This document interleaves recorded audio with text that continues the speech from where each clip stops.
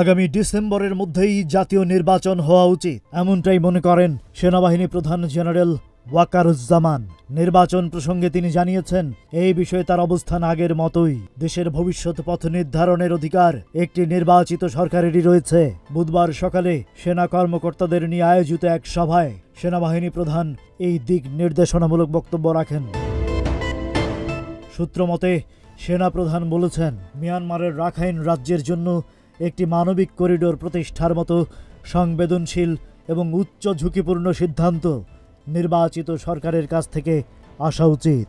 এখানে জাতীয় স্বার্থ দেখতে হবে, যা করার জাতীয় স্বার্থ রক্ষা করেই করতে হবে। যাই করা হোক না কেন পলিটিক্যাল কনসেনসাসের মাধ্যমে সেটা হতে হবে। সেনাবাহিনী কখনো জাতীয় সার্বভৌমত্ব ক্ষুণ্ণ করে এমন কোনো কাজে জড়িত হবে না এবং অন্যদেরও তা করতে দেবে না। মব ভায়োলেন্স বা উচ্ছৃঙ্খল জনতার সংঘবদ্ধ বিশৃঙ্খলা বা আক্রমণের বিরুদ্ধে কঠোর বার্তা দিয়েছেন জেনারেল ওয়াকারুজ্জামান। তিনি বলেছেন, আইন শৃঙ্খলা পরিস্থিতি নিয়ে সেনাবাহিনী এখন আরও কঠোর অবস্থানে যাচ্ছে।